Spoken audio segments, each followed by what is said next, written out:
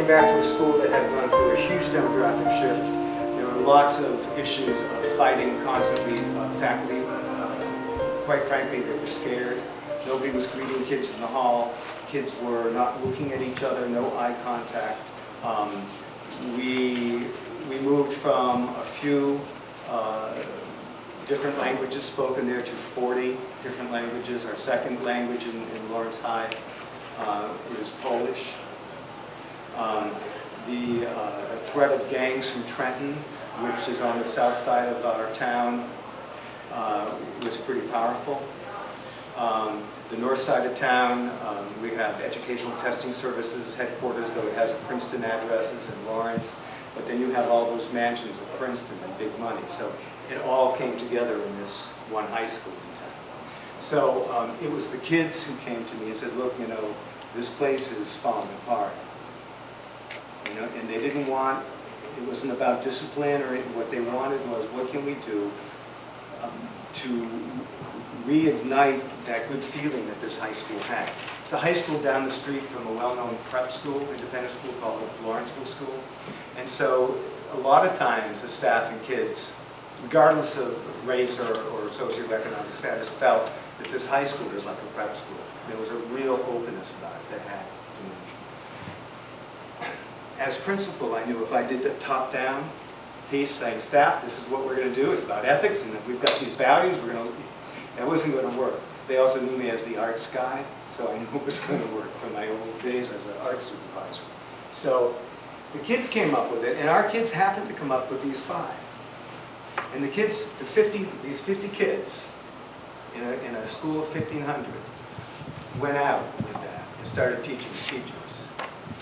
And it sounds corny, because I would start every fall, I had the words out of my mouth with those 5 values, and the last thing out of my mouth at graduation were those 5 values. And you could get everybody rolling their eyes, which is fine, because once you start rolling your eyes and making fun of it, I knew it was embedding into the culture of the school.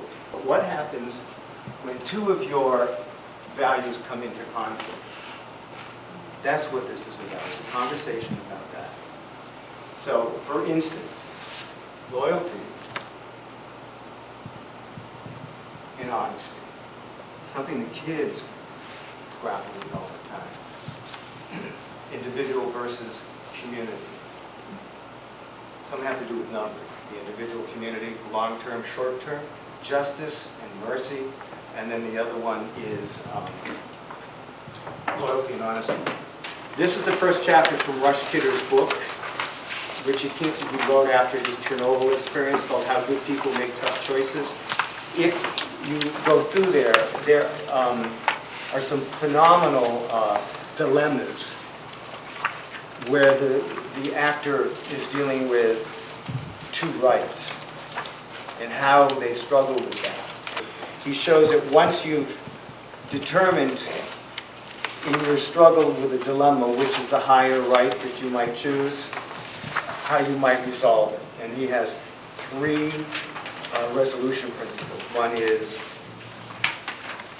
the greatest good for the greatest number, because sometimes we will decide to side with a value that will mean the greatest good for the greatest number of people in the community. Other times, the individual has to be supported. The other one is rules-based, meaning that if everybody behaved this way, where would we be? Or if everybody turned left at that traffic light on Route 29 to get to my house. You know, there are rules, and there's reason for it. And then the last resolution principle is the golden rule: do unto others as you would have them do unto you. And so it's a simple framework, but it's looking at these paradigms and then coming to some form of resolution.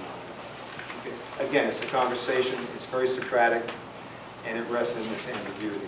But once you get your school in conversation about this, it's amazing what happens. We did see discipline and referrals drop dramatically, but it also meant a little more time maybe in the vice principal's office where it was more about conversation. Right? Not that you don't have repercussions for your behavior, but here was an opportunity to have a conversation. So, any questions? There was a study done in 2006 that was sponsored by the National Association of Independent Schools, and I will say that a lot of this work comes out of independent schools because it's a neat, self-contained community. But there were 10 findings that we found in schools where this sense of ethical behavior fused with curriculum in the sense of community and shared values tends to make a difference in these schools. These were 10 schools. They were both U.S. and Canadian, both boarding and day schools. So let me go through this. We've got 10 findings. We found in these schools where ethics and this openness and this trustworthiness exists, that these 10 items were in place. There was this cross-cutting dimension, okay, that ethics permeates the learning environment. It's in biology. It would be in a civics course. It would be in language arts when you're doing a novel and knowing that every main protagonist in the novel is dealing with some form of ethical dilemma.